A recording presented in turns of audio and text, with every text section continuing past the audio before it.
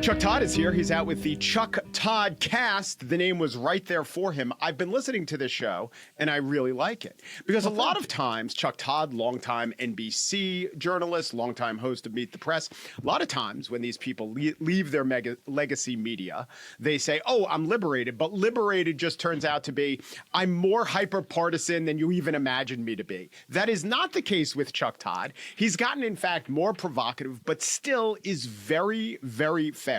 And what I've been doing is I've been listening to his show, taking notes, knowing he'd come on my show, and I'm just going to ask him about a lot of the interviews he's done and the things he's said and the opinions he has, and also where he sees the media today. Chuck, welcome back to The Gist.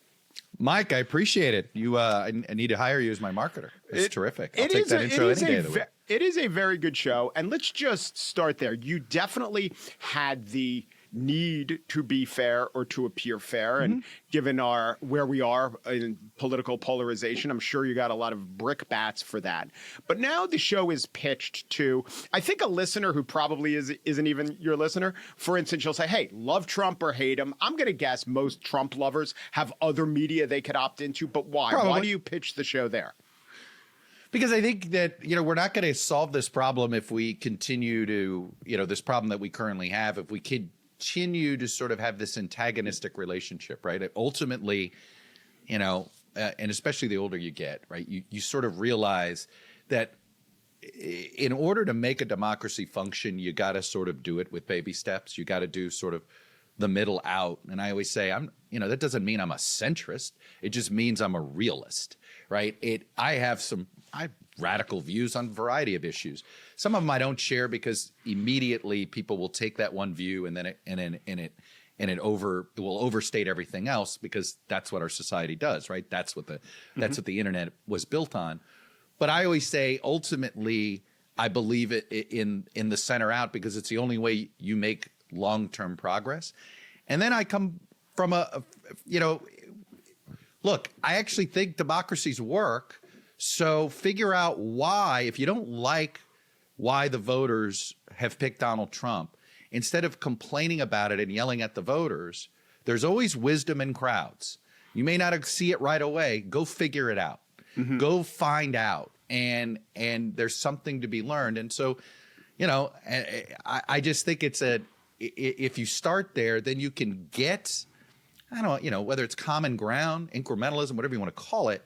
I just think, you certainly can at least get more people in a room to have a conversation. And then I'll just make it even more simple. I'm a narcissistic journalist, and I want more people to watch or see me, right? Not fewer people. And right. So, you don't want to repel the potential viewer with caustic, over-the-top takes. I want everybody in. I want a skeptic. Right? Yes. Yeah. I used to say my goal was, I hope everybody who watched Meet the Press that something on the show made them uncomfortable or question themselves or me for at least 5 minutes, right? That was a good show if I could get a variety of people from different points of view to feel like something they believed was questioned. And that to me was, I viewed that as my job. But you're right. My first name was Meat for 10 years. And so I did take that seriously, meaning I knew that my opinions were never going to be my opinions. They were always going to be used to be the opinions of NBC News or be the opinions of the news division, right? Like, that chair. I was a musician in high school and college. And, French horn, I believe. Yes, sir. Look, you did your homework. And Jon Stewart played French horn. First chair meant something when you're and I always say the Meet the Press chair is first chair in the Washington Press Corps. May not be, it's a great chair. It's a stressful chair.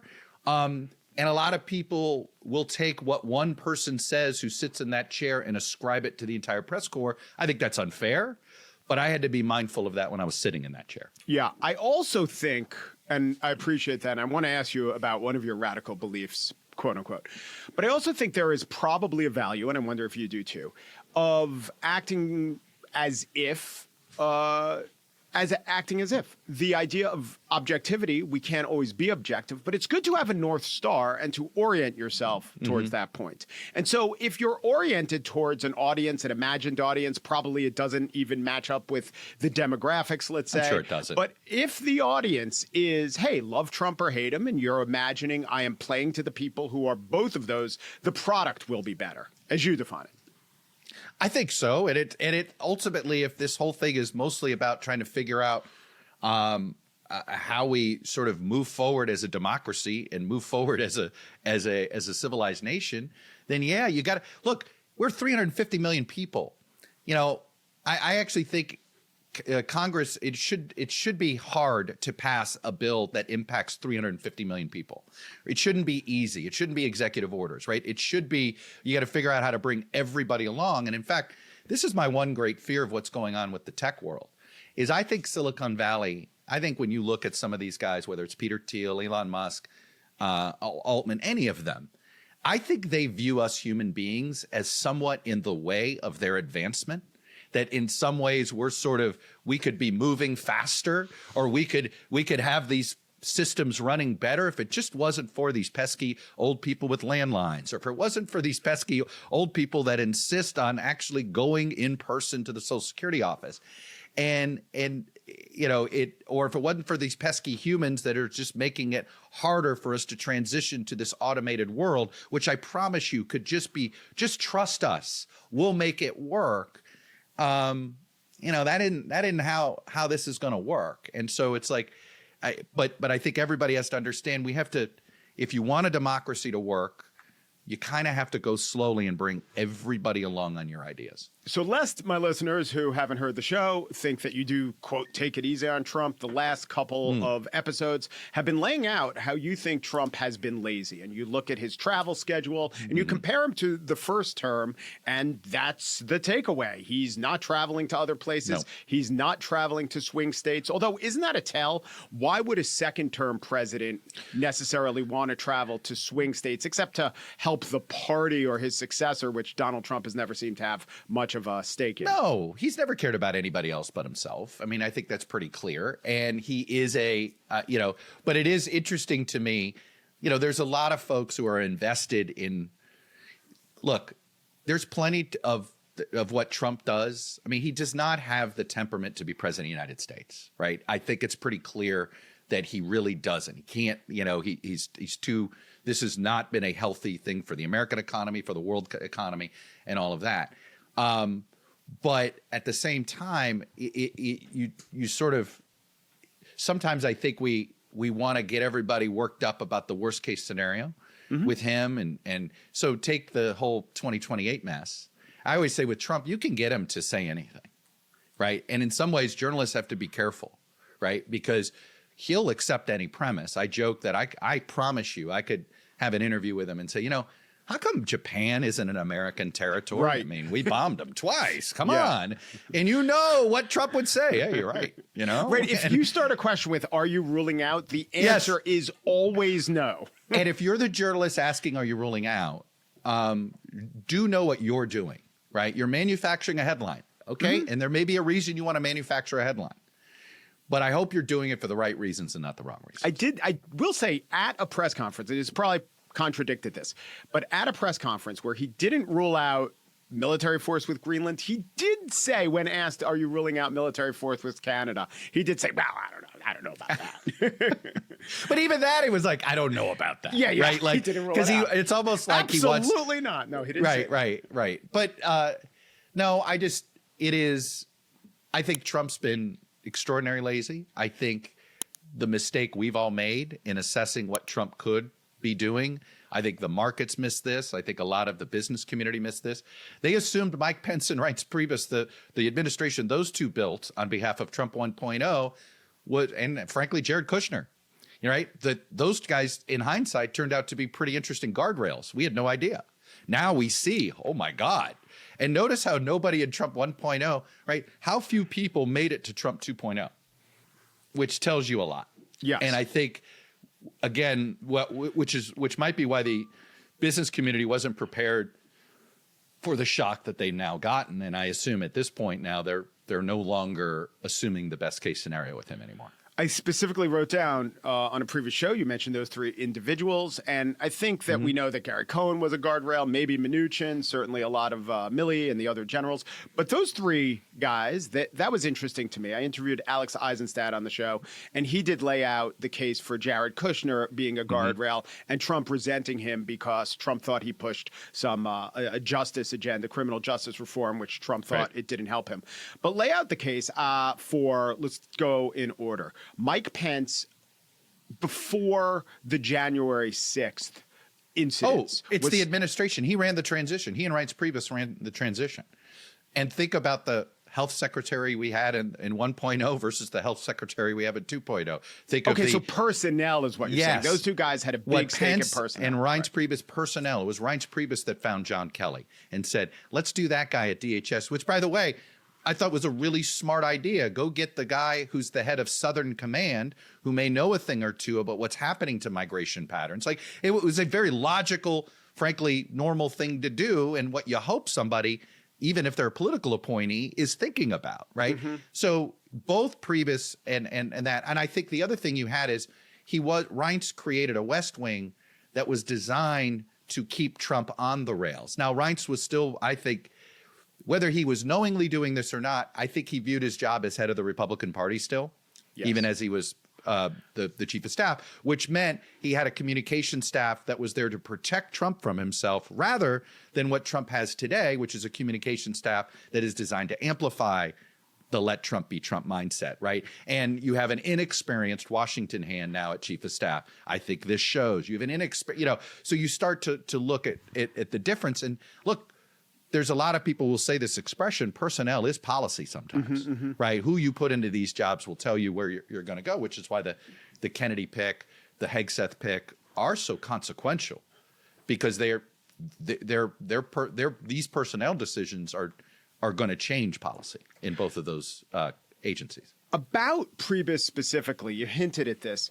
Was it that he said we need guardrails per se, or was it that what you just said, he viewed himself as head of the Republican Party and his conception of Republican Party hadn't been updated to be this entirely 100%. MAGA-inflected party? He's the guy who wrote the autopsy, which was the exact opposite of where the Republicans were, to be more accommodating towards immigration, as opposed to what Donald Trump said. And I say this because I don't think I've ever even interviewed Priebus, but I see him on ABC's This Week, and he's playing a role on TV. But I haven't ever seen him say much that screams guardrails to me. No, and he won't. But he has this great line that he shared with me once about Trump went to him, how come you won't write a book? How come you're not writing a book? And he says, because I won't lie and I can't tell the truth. And I think I think that I admire that. I'm not a big, I love to consume the good tell-all book, right? Yeah, I'm of two minds. Yeah. But I lose respect for that person who then does write said tell-all book. So it's sort of, I hear what you're saying on quote guardrails, but I think the point is that sometimes you don't know what looks like a guardrail until you see something worse. And I think a lot of Trump 2.0 now, you look back and you go, oh, look, I think a lot of voters thought they were getting just a second term of 1.0. And it turns out this is a brand new administration. Now, he's behaving like a tired second term president, right? He won't travel. He doesn't want to do he doesn't do he rarely leaves the Rose Garden, the Mar-a-Lago Gardens, or the Bedminster Gardens, right? He's a creature comfort guy. But there is an inherent, I think he's just sort of done with, he feels like I've done that part of politics. I don't need to do it anymore. Yeah, you are right about guardrails. You can look around at your car and say, well, this doesn't have crumple zones. This doesn't have airbags. But as long as you're driving within the lanes, maybe those are guardrails. And maybe the new administration is more like, why don't we have a few beers before we get behind the wheel? And that is all that represents the lack of guardrails. You just said the current chief of staff is politically inexperienced, Susie Wiles. What is she in D.C.? And I say that because she's wildly experienced in Florida. I have a lot of respect for her political skills. Yeah, savvy, don't get me wrong. But can you cite something that you think she's done wrong? Oh, I think that how do you, Laura Loomer got into the White House, right? Like that, the job of the chief of staff is gatekeeper. right? That to me is your number one job, and you're gatekeeping people and you're gatekeeping paper. Okay.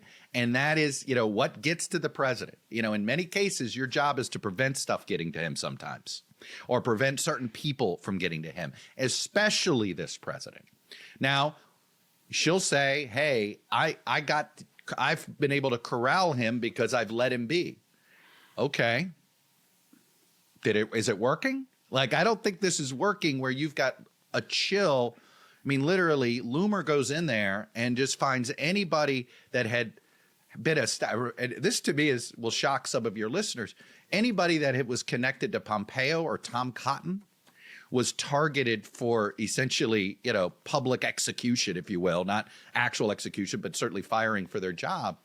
Part of this is an ideological purge, I guess, on Loomer's part, but that's a failure, right? That's a massive failure of the chief of staff. Now, maybe she'll say, I couldn't keep her away forever. I tried, things like that, but that's a big one, right? And to me, that's the primary job of the chief. Yeah. In a West Wing. Though during the campaign, there is this staffer, Natalie Harp, who people view as within the campaign and within Trump world as a ridiculous figure who follows him around with a printer and seems to be more in love with him than one should, given the age gap and other considerations. So maybe Wiles, I don't know. I mean, apparently that's all the rage these days. That's Bill Belichick, right? Yeah, exactly.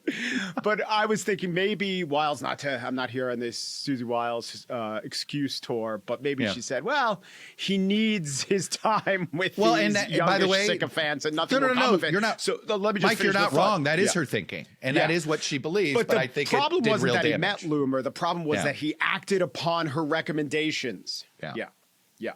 And so who knows? But then Wiles has to say to herself, that could happen, right? If I give him FaceTime with these people, there could be a consequence. Right. Well, the other argument that I've heard is, and if you sort of corral him too much, then God only knows what he'll do. He'll explode in a rage on Truth Social one night, and all of a sudden the Fed chair has been fired. So there is sort of like, tiptoeing a little bit around that. And look, she has survived that world fairly long. But when you study Trump, I've gone back. I mean, I was working on a book that was going to be called The Political Education of Donald Trump. But frankly, by the time you're like, it's over. But essentially, Trump there's three people that I view as the creators of Trump. Could I guess a couple of them? Go for it. It's all, okay. You probably could guess all three, but the three people, who he learned politics from, his behaviors today, I believe three people sort of were his three teachers, and then he took lessons from all three of them. Roy Cohen. Correct. Yeah. All right. Are we counting Fred Trump in there? Yep. Yeah. Okay, no, Fred's two. Fred's a creator. And three, I don't know, meet Esposito. You tell me the third. Yeah. Roger Stone. Okay, yeah. Roger Stone. Yeah. And Roger's has told me some incredible stories of the early days. The only reason I didn't say Roger Stone is he's going to hype his own place in that. There's no doubt. Yeah. There's no doubt. But in many ways, Trump and Stone learned a lot about sort of the modern political world from Stone. Mm-hmm. The sort of the tactically, obviously from Cohn, and then relationship and basically how New York City politics worked in the 60s is how Donald Trump thinks all politics works. Everything. And by the way, New York City politics was heavily pay to play. Let's not pretend it wasn't. Sure. It was heavily pay to play. Roger Stone tells me this great story about Stone is working for the Reagan New York. He's putting the Reagan New York political operation together in '79. He goes to Roy Cohn, who's a big Reagan supporter, and he tells him, "Hey, I need a finance guy. I need my top." And he goes, "Oh, you need Donald Trump." And he says, "But you have to go meet Fred Trump first, and then you meet Donald Trump." And so Roger says he goes into Fred Trump's office, and he looks around and he sees these pictures of Fred with all of these political luminaries, all Democrats. And Roger goes, I wonder if I've been set up. He wasn't quite sure. So he asks him, he looks around, he goes, "So why am I here? It seems like you're a big Democrat." And Fred Trump opens his left drawer, pulls out a voided check I think it was six figures, might have been more, to the John Birch Society. And he shows it to Roger and he goes, does this Is this bona fides enough, essentially? Does this pass the test? Do you now see that I'm one of you? Type of mindset. But that tells you how Fred Trump viewed political relationships. Whatever it took to get my developments done, that's what it is. And that's the transactional nature of politics, where I think Trump is almost, I always say I want my mayors to be transactional. I think mayors have to be in order to make a city functional. And there's certainly periods of time where that matters. I don't know if you want your presidents to be that, because you're representing more than that. Yeah. Also, the judgments on the transactions have to be good ones. So you could be transactional to try to end the war in Ukraine, but if you're transacting more and more in the thrall of the strongman who's not there to negotiate with you versus the person whose purse strings you hold, you've, I think, made a bad calculation. But that's my question. Not morally, but tactically, what lessons from Fred, Roy, or Roger do you think were imparted to Donald that did not serve him well in terms of not being a good person, but being an effective person, as an effective politician as he defines it? Oh, I think the biggest one is the never apologize streak, right? Which is actually an effective way for political leaders to sustain their ability to lead, is learning how to admit mistakes. And if you do it right, you can actually turn it into an advantage. And I think that his inability to ever accept the premise that he was wrong, never admit defeat or never apologize, whatever that mindset is, that's not a long-term way to keep voters on your side. And it is I think why he has always been polarizing, right? Behaving that way makes the people that support you dig even deeper into the foxhole. That's the good news. Ask General Patton. That worked for a while. But then there's a time where it doesn't, right? Where you exhaust everybody. Take, for instance, can you imagine being Michael Waltz? We're taping right after it appears that the National Security Advisor is no longer in his job. The dude's been in the job 102 days. The guy who replaced him in Congress, let me check. I think he just got sworn in about 3 weeks ago. Okay. And think about the list of people that have decided to go work for Donald Trump. And in fact, this is where I was coming to when we were talking about who are the creators of Donald Trump as we know him today. If you go through, and I learned this in his history, there's anywhere from a 4 to 6 year sort of time, where eventually, if you work for Trump, you either are alienated from him or he's alienated from you in some way. And it never recovers, right? It's like there's always been a Michael Cohen and they last about 4 to 6 years. There's always been a Roy Cohn.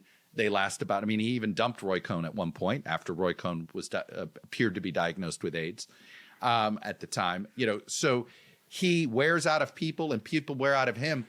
Ask yourself, whose reputation has been enhanced by working for Donald Trump, right? Does Michael Flynn feel that that's happened? Does Michael Waltz, Mick Mulvaney, H.R. McMaster, Jim Mattis, Rex Tillerson? You see where I'm going here, right?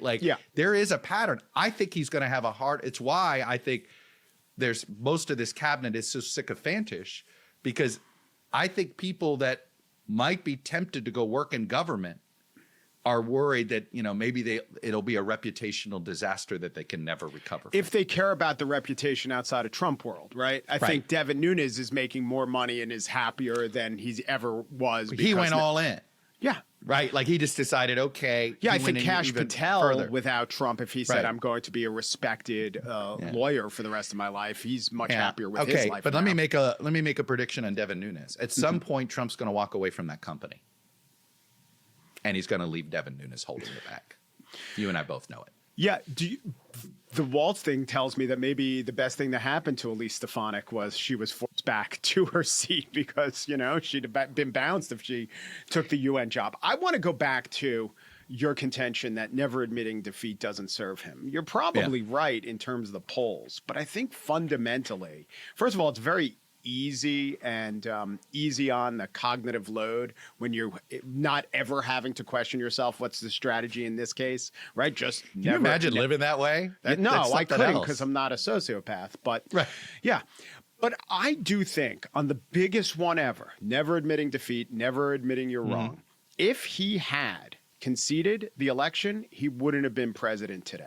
That was fundamental to him not being the guy who lost, who the Republicans move on to, fundamental to being a rallying cry and a cause. And yeah, I mean, I don't think it's a good thing, but I think it's a true thing.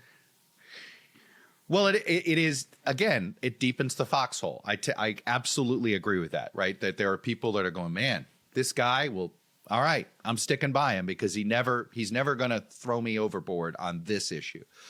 But, you know, there was different ways he could have denied the election, but accepted the defeat. He could have just simply blamed COVID. Like, if it wasn't for this, I would have won. If it wasn't for that. And he could have still accepted, because I know under the rules that this was run, I lost, right? There were ways I think he could have articulated it within the boundaries of reasonable democracy. I was sort of, and only the Canadians will behave this way, but Stephen Harper, I retweeted something yesterday that I saw Stephen Harper sort of he's a former Conservative Party Prime Minister of Canada, mostly the Prime Minister during the Bush presidency, and he bled in a little bit to the Obama presidency, and he congratulated Mark Carney, and he congratulated Pierre Poilievre, and he's like, and let's hope we can move forward. And you're just like, wow, that's what that statesmanship. I don't know if America even wants or cares about that anymore, but it's nice to see it that Canadians still seem to appreciate it. What did he congratulate Poilievre on? Losing his seat? No, he congratulated him on the highest performance of the Conservative Party in 40, whatever it was. Like, that is true. I mean, he did have in theory, they did better than they had before. Yeah. And frankly, the Liberal Party needs to be careful here. They won. It's like, don't pull a Joe Biden and think your victory is some sort of reaffirmation of your philosophy and ideology, right? That was clearly now in hindsight, the biggest mistake. Biden understood that he was running in order to sort of settle the country down. And then he won and decided, oh no, I'm FDR. Let's go. And he's like, nope.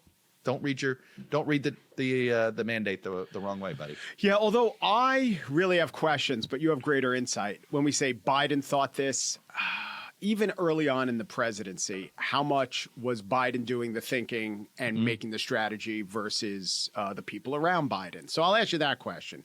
Did you have, and I'm a little unclear about when you were still doing. I did meet the press through essentially through the midterms of 22. Yeah, and you were still hosting an MSNBC show for that time? Okay, so you're very plugged in. Did you have more intimations that this was much worse than they were letting on? So it all depends on, and I shared one anecdote a few months back, or, it was about a year ago at this point. I remember a cabinet secretary that I was having an off the record with who asked me at the end of 22. And this was at the end of 22, and at that point, I was still in the camp of, I don't, I assumed he wasn't going to do it, but I understood why you have to behave like you are until you're not, right? It's run again, right? In order to make sure you're not a lame duck too soon, you still want to try to get a few things done. So I actually just assumed it was a bit strategic. And when this cabinet secretary asked me, well, do you think he can go? And then I asked this cabinet secretary, well, what are your interactions? And they're like, well, I don't have many interactions, right? Obviously, in hindsight, that's probably more of a red flag than a yellow flag at the time. It's pretty clear to me that there were people around President Biden who were both pushing him in a direction ideologically that he never would have gone on his own. And second, that we're trying to protect him to the point the reason so many media sources never had firsthand knowledge is they didn't let him be with people who might tell you that. Yeah. So but I'm going back. That's the one in hindsight now, huge clue, right? That person also, was very frustrated by the West Wing staff who this person believed prevented him from doing his job. I also think from that time, Operation Bubble Wrap, if you want to call it that, was seen a few ways by the media, and how it should have been seen was to quote the subtitle of Alex Thomas and Jake Tapper's new book, a cover-up. But how many in the media played it as, you aren't giving us our FaceTime with him that we deserve. And yeah, in the abstract for the public. Right. And secondly, bad strategy. So I think maybe if, I don't know how it would change if the driving force of many in the media weren't the count, who is the Towson State professor who keeps the counts of how many press availabilities they have? Kumar, I think. Yeah. It Martha, was primarily, we need more FaceTime with the guy, as opposed to, you're pulling one over on the American people. Though I don't know how it would change. I get, this is one case where I want to defend the general reputation of the media, although I get sick and tired of the phrase the media. What does that mean? The country clearly knew he was too old to be president, because we all asked the country whether he was too old to be president. And if the media was part of the cover-up, then why did I write a poll question for NBC News that asked whether he was too old to be president, right? Like, you wouldn't even be asking those questions if you were doing what the right-wing sort of media narrative, the attempt at a media narrative that they were trying to paint. Now, the problem with, quote, the media these days is you have some people, and I'll just, look, I'm not trying to pick on him, Joe Scarborough. He's basically a political pundit, right? And he was sort of a chief defender of Joe Biden. And they, in the same way Fox and Friends was sort of the home morning show for Donald Trump, Morning Joe, right? We'd find this out all the time. It's all Joe Biden cared about. What were they saying about me on Morning Joe? So he played up that relationship. So Joe got access to him. Nobody else got access to him, but Joe got access to him. And I do think he ended up probably playing an outsized role of, because you would, I think there were plenty of reporters. I mean, I certainly was somebody that probably gave more attention to Dean Phillips than many, simply because I thought this was a real issue. I thought Dean Phillips was going to be, not Bobby Kennedy, but that Dean Phillips was going to be Eugene McCarthy here, right? And sort of open the door, like, see, the emperor doesn't have any clothes here. And ultimately, who shut all this down? It's the Democratic Party. I just think the media is, we can sit here and say, maybe the White House press corps should have done a better job hammering the press secretary every day about how come the Biden isn't on this, and how come he's not doing this, and how come he's not doing that. And you could sit here and say maybe that, but ultimately, it's Nancy Pelosi, it's Chuck Schumer, it's Kamala Harris, it's Jill Biden, it's Ron Klain, it's Jeff Sessions, it's everybody around him, right? And the inability to anybody else asking what's in the best interest of the country and of the party. And apparently nobody was asking those questions. Yeah. But when Dean Phillips. Dean Phillips. Heir to a gelato fortune. But when the media, much of the media, the most prominent media that Democrats are watching, MSNBC, employs Jen Psaki and employs Simone Sanders. Well, right. I get it. It created a protective bubble. And Joe Biden, and Joe, Morning Joe. Yeah. So that's not the best way to actually reflect reality back to viewers. I get it. And so my only pushback is then be specific. I'm tired of the broad brush. Everybody. No. Yeah. Okay. Yeah, right. We know what was doing it, right? It was pundits protecting their access to the White House. Hard stop.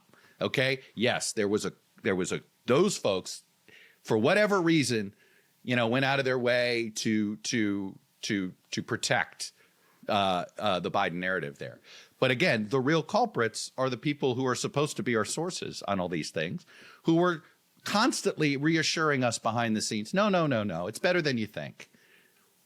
But I remember Jeffrey Katzenberg and just, oh no, he's going to be great at the debates. He's already debated this guy a couple of times. He knows what he's doing. He's out there telling, and this is in off the record settings. And you're like, really? Okay. I mean, so to me, the cover up is the people closest to him in the Democratic Party. Yes, you could say there were members who were essentially Democrats first, who happened to be employed by media companies. But I just sort of, this is the slippery slope of what's happened to the press corps, right? There's so many pundits who become members of the media and stay there that you can't expect the consumers to be able to disaggregate the two. When you were at NBC, did the tenor and just the fact of the personnel at MSNBC give you and your NBC colleagues a headache? Always. I mean, it cost me bookings all the time, and I always thought it was not fair. I mean, it was an excuse. So I didn't accept, I wasn't angry at my MSNBC colleagues. To me, it was like, what, they're doing this, what we do. Our audience is different than their audience. But, the peacock was the peacock for a lot of people, and it didn't matter, right? If it showed up in the same place, then it all must be the same thing.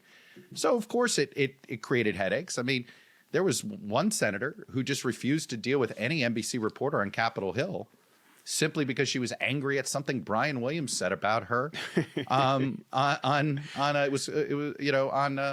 his 11 p.m. show. And it's like, it was on MSNBC at 11 o'clock at night. It's like literally punishing all of ABC News because Jimmy Kimmel said something offensive.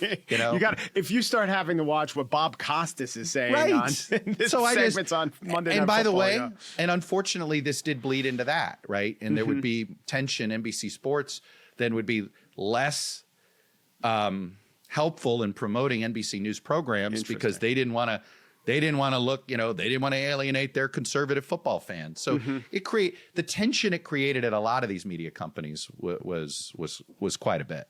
I take your analysis. The only thing that's bothering me is you said, it's pundits trying to claim their access, and that always happens, and we know that.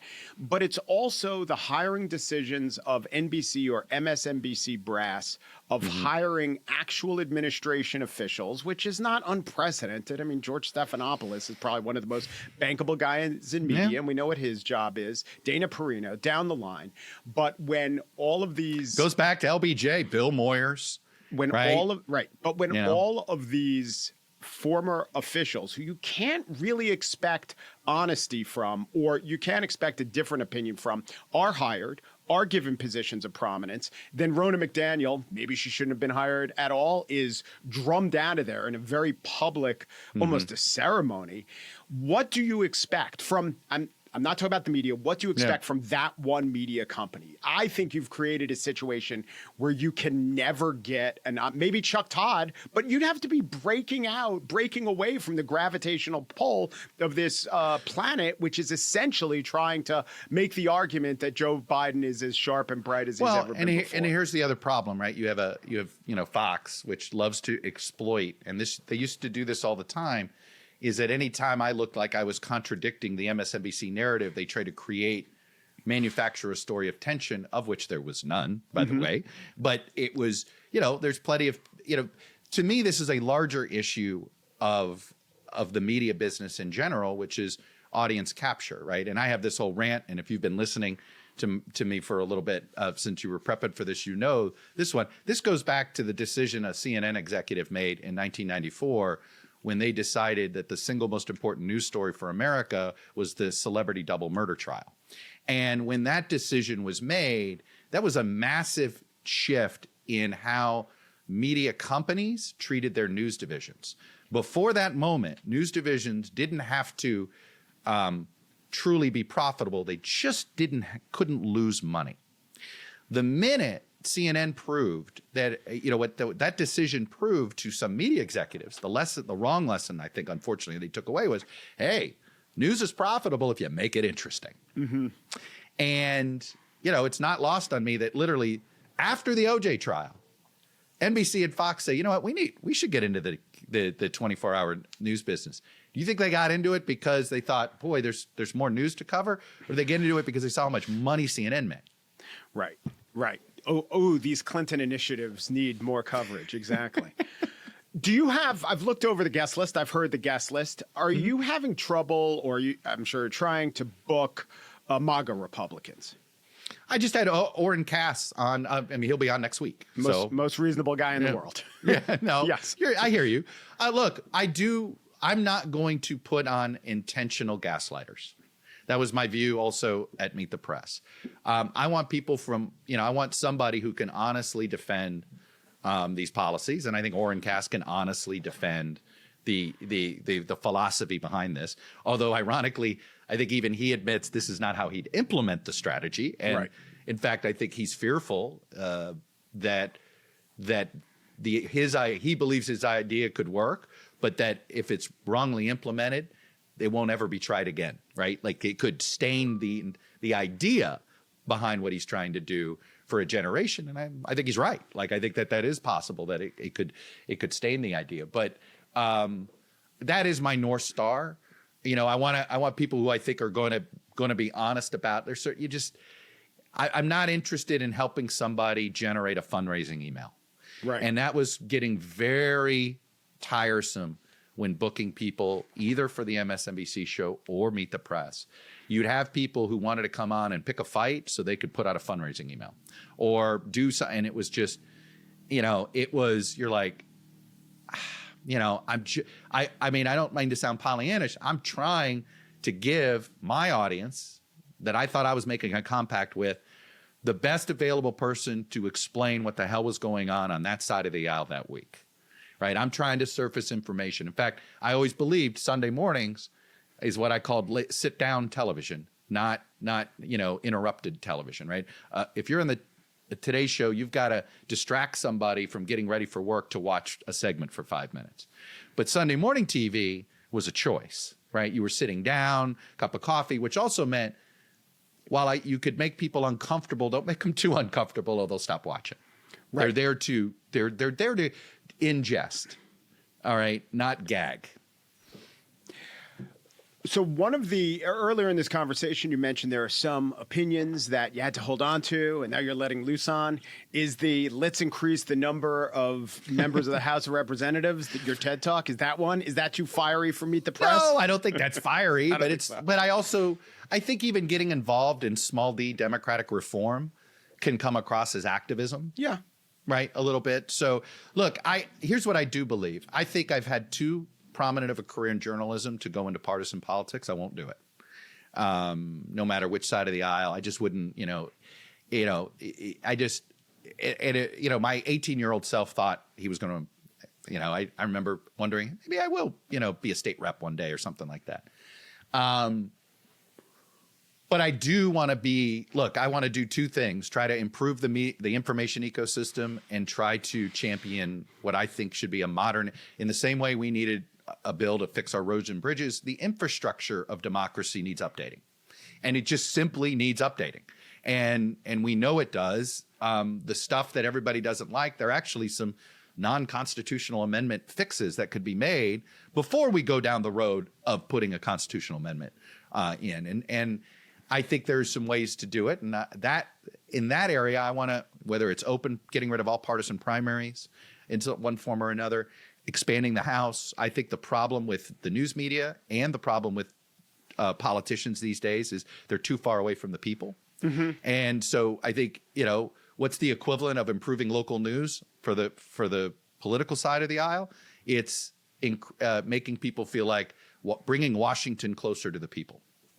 So if you do expand the House, do you double it? Do you triple it? Do we have over 1,000 members of the House of Representatives? Because this is my concern with it. Right. It's still, right now, every representative represents 700,000 people. So even if that number is 350,000 or 175,000, that's way bigger than the Dunbar number. You still can't get your arms around it. My state senator represents fewer than those people, and I barely know or care about my state senator. And here's another problem. If you think Marjorie Taylor Greene and Lauren Boebert are, or pick whatever version of a radical person on the left, you're going to open the door to a lot of them if you triple the number of Congress people. All right, but let's look at it this way. It's closer to 800,000. 800,000. Austin, Texas is America's 14th largest city.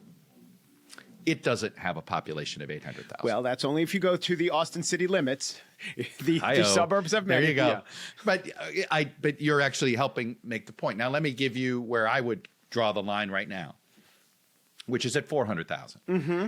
I like it. And I'll tell you why. Staten Island. Staten Island needs its own rep, and that's it. So there you go. 400,000. 50th largest city in America is 400,000. And the 50th largest city in America is Arlington, Texas. That is a suburb of Dallas, right? If you ask me, is Arlington, Texas a community of interest that deserve its own representation in Washington? You're like, yeah, that seems pretty reasonable.